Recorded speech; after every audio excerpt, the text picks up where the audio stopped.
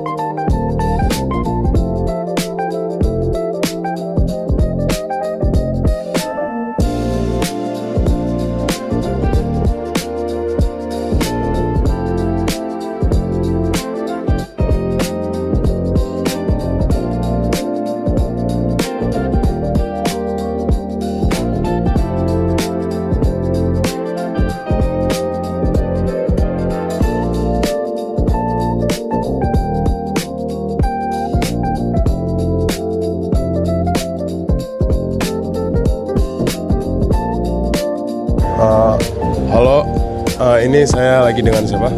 Saya Muhammad Raffi Danendra dari FEB Manajemen 2025. Oke, jadi ini gue pengen nanya 5 pertanyaan sama lu mungkin bisa jawab. Pertanyaan pertama, apakah kamu selama di UPN pernah makan di kantin? Pernah sering makan di kantin, hampir tiap hari. Pertanyaan selanjutnya, menurut kamu makanan di kantin sudah memenuhi standar gizi yang ada? Jika tidak, kenapa? Jika iya, kenapa? Menurut saya belum sih, karena makanannya masih banyak yang kotor. Kayak contohnya gorengan, ayam geprek, ayam penyet tuh menurut saya bukan termasuk makanan bergizi sih. Oke, pertanyaan selanjutnya, menurut kamu apa makanan bergizi yang belum tersedia di kantin UPN pada saat ini? Mungkin contohnya salad atau buah-buahan itu jarang ditemuin di kantin UPN sih. Oke, boleh. Pertanyaan keempat, dari mana biasanya Anda mendapatkan informasi tentang gizi seimbang dan pola makanan sehat? Biasanya dari internet, sosial media juga, Instagram atau TikTok atau YouTube sih.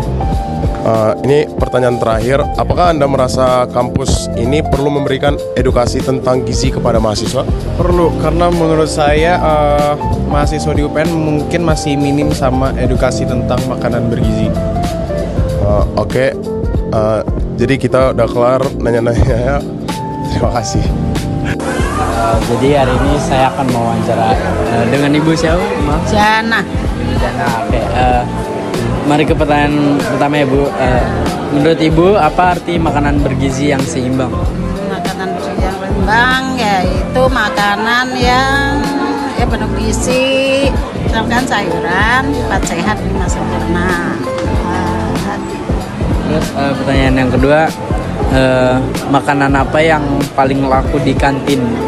Seperti kantinnya kalau anak muda tuh banyak kan apa ya, kayak ayam, steak, apa sih, daging, ya, sayuran juga ada juga sih yang suka sayuran.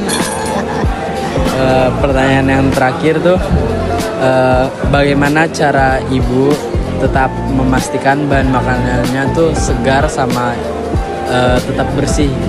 Ya belanja yang supaya segar, belanja baru, bersih dicuci, agar bersih, tetap bersih, dicuci bersih, dan ya dimasak secara bersih juga lah. Terima kasih ya ibu. Sama. Halo, kali ini saya akan interview anak FIK. Sebelumnya, apakah kamu sudah pernah makan di kantin? Sudah. Menurut kamu, ada nggak sih makanan bergizi yang di kantin? Menurut saya makanan banyak sih, tapi mungkin bumbu-bumbunya aja yang kurang. Makanan bergizi apa sih yang belum ada di kantin? Makanan bergizi gratis yang belum ada. Makanan bergizi gratis. Terus biasanya kalau dapat informasi tentang makanan bergizi itu dari mana? Kita dari teman-teman. Menurut kamu makanan bergizi ini perlu diedukasi nggak sih ke mahasiswa baik ini? Sangat perlu karena biar mahasiswa juga membutuhkan makanan yang bergizi biar sehat terus. Oke, terima kasih ya. Ya.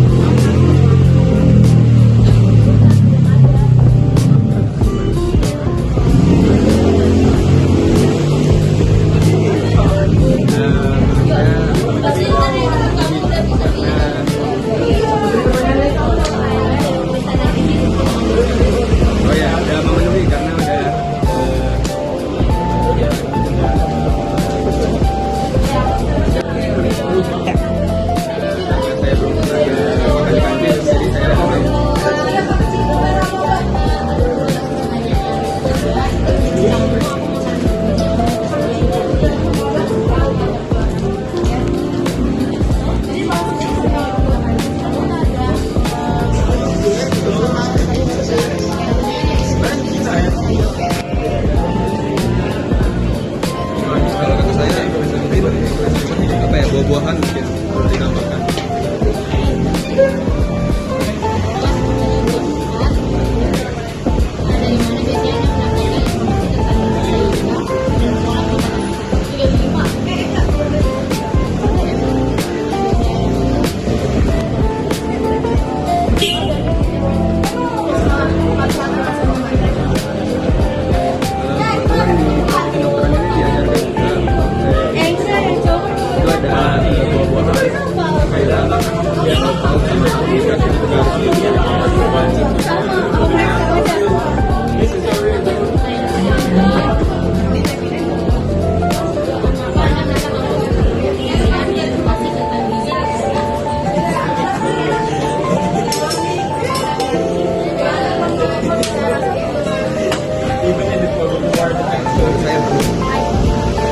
Sana.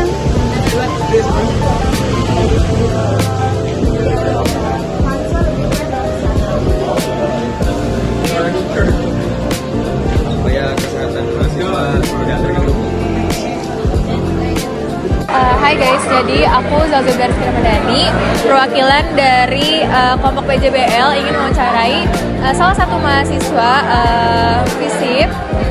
Kalau boleh tahu dengan siapa dan angkatan berapa, program studi apa? Halo semua, perkenalkan nama aku Aufa Bima Ahada dari FISIP, Prodi Ilmu Politik Angkatan 24. Nah, Aufa, aku boleh nanya nggak?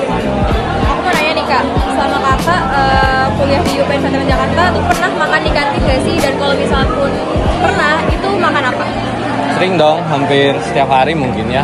ya udah macam-macam sih dicobain, ya mungkin ayam geprek yang standar itu, ayam bakar, mie ayam dan segala macam gitu. Ya udah mungkin udah lumayan banyak yang dicoba lah gitu. Nah selanjutnya itu menurut kakak nih, makanan di kantin itu udah memenuhi standar gizi yang ada, dan kalau misalnya iya kenapa, dan kalau misalnya enggak kenapa? Mungkin buat apa ya, saya bukan expert gue ya di bidang ini ya, cuma mungkin kalau sepengetahuan gue ya mungkin cukup ya gitu, dari segi protein, sayur segala macam kan ada gitu yang dijual, kayak contoh di makanan di kantin ada gado-gado gitu, itu buat yang buat sayur, atau ayam juga kan protein gitu. Jadi kalau menurut gue sih udah lumayan lah gitu, memenuhi standar gizi gitu. Oke. Nah selanjutnya itu menurut kakak, apa makanan bergizi ini yang kalau misalnya belum tersedia di kantin tuh apa aja yang belum ada? Makanan bergizi yang belum tersedia di kantin, mungkin apa ya, sebenarnya kurang tahu juga sih kalau soal apa yang belum tersedia gitu. Mungkin apa ya?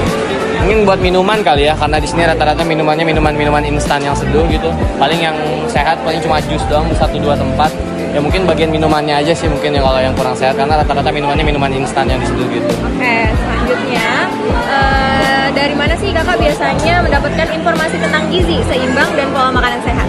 Jarang sih jujur, mungkin paling ya dari sosial media kalau kita lagi scroll Instagram atau TikTok. Tapi sisanya jarang sih. Jadi kayak searching sendiri gitu ya kak? Iya. Nah, selanjutnya pertanyaan yang terakhir itu, apakah kakak pernah merasa kampus ini perlu memberikan edukasi tentang gizi kepada mahasiswa? Maksudnya kayak perlu tambahan informasi tambahan gitu? Kalau nggak salah di UPN juga kan ada jurusan ilmu gizi gitu ya. Ya maksudnya bisa apa ya, bisa diberdayakan gitu, apa yang teman-teman ilmu gizi pelajari gitu. Kalau kampus ingin berdayakan, ya bisa gitu mereka buat sosialisasi segala macam, dan bisa dipublikasikan gitu supaya mahasiswa yang jurusan lain atau fakultas lain pun tahu gitu tentang pentingnya gizi. Paling gitu sih. Baik, terima kasih banyak ya Kak Ufa atas kesempatannya, dan terima kasih guys, dadah. Halo semuanya, aku Revita dari Fakultas Hukum, aku dari kelompok 10 PJBL. Menurut aku, kelompok PJBL 8 ini sudah cukup memberikan manfaat bagi aku, terutama tentang edukasi aku mengenai gizi di kampus. Aku jadi lebih aware tentang pentingnya gizi di kampus, terutama makanan-makanan di kantin ataupun di sekitar kampus. Sekian testimoni dari aku, terima kasih.